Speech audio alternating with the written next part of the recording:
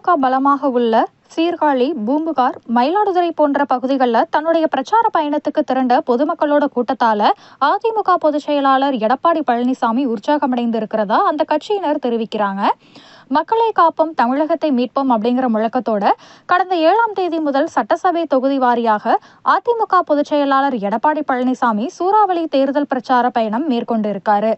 கடந்த 2021 சட்டசபை தேர்தலில் அதிமுக கூட்டணிக்கு 100% வெற்றியை தந்த கோவை மாவட்டத்தில இருந்து தன்னோட பிரச்சார பயணத்தை தொடங்கிய அவருக்கு கோவை மட்டுமில்ல, காவிரி டெல்டா மாவட்டங்களையும் மக்களோட ஆதரவானது அதிகரிச்சிருக்கு. அதாவது திமுக பலமாக உள்ள சீர்காழி, பூம்புகார், மயிலாடுதுறை ஆகிய சட்டசபை தொகுதிகளில் மக்கள் கூட்டம் அலைமோதிட்டு வருது. இதனால உற்சாகமடைந்த எடப்பாடி பழனிசாமி இந்த இடங்கள்ல திமுக அரசை கடுமையா விமர்சித்து பேசினாரு. அதிமுகவோட கோட்டையான கோவை மாவட்டத்திற்கு இணையா டெல்டா பகுதிகளிலேயும் மக்கள் திரண்டிருப்பது திமுக அரசு மீது மக்கள் கொண்டுள்ள அதிருப்தியை வெளிப்படுத்துது அப்படின்னு அதிமுகவினர் தெரிவிச்சிருக்காங்க.